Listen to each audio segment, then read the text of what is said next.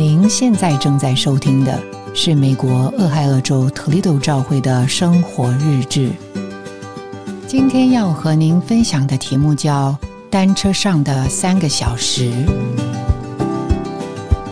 一个夏日的周末，我跟教会的弟兄姊妹来到郊外，一起骑单车。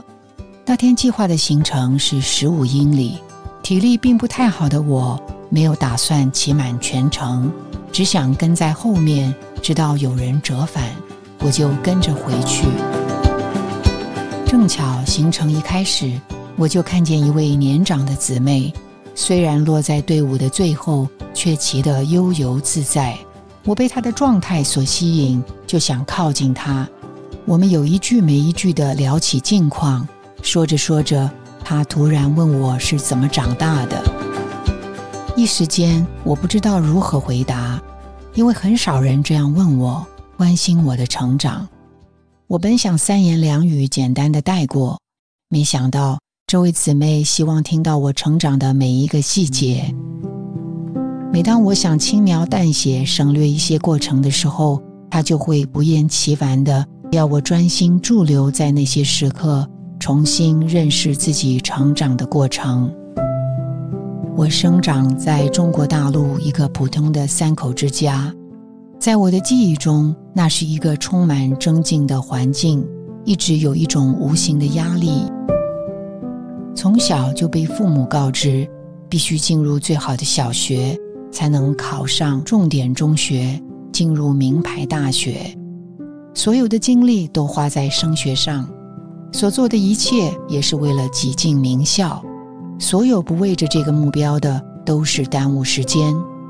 以前觉得这一切都很正常，只要会考试，什么都不用管，把别人都打败，自己才能出头。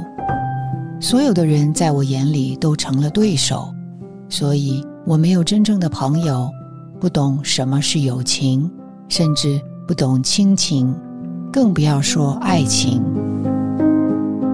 在这样的环境中长大，让我变得功利、现实，和人的关系都是物质的，谈论的都是事物，在基本的人性上就像一个侏儒。从小，我父母就一直要我大学毕业之后去美国留学，特别是我母亲，她总是对我说，现在辛苦一点，去北京就好了，去美国就好了。我想这是因为他对人生没有答案，他只想要我不重复他的人生。经过了全家的努力和筹划，我终于勉强地挤进了北京读大学。大学毕业之后，我果真如愿来到了美国，并且幸运地拿到了博士学位。但是我的情形并没有改变，我和我的家却一点也没有因此而好起来。一张所谓的名校文凭，除了成为他们在亲戚朋友面前的夸耀，没有改变我在人性上的贫穷和幼稚，也没有让我的父母不忧虑不愁烦。来到美国这个新的环境，大大小小的挑战可想而知。然而最让我觉得艰难的是，当我发现我完全没有人性里的成熟和能力来面对我的人生。就在我最迷茫的时候，我遇见了主，那是我第一次感受到我人性里的生命。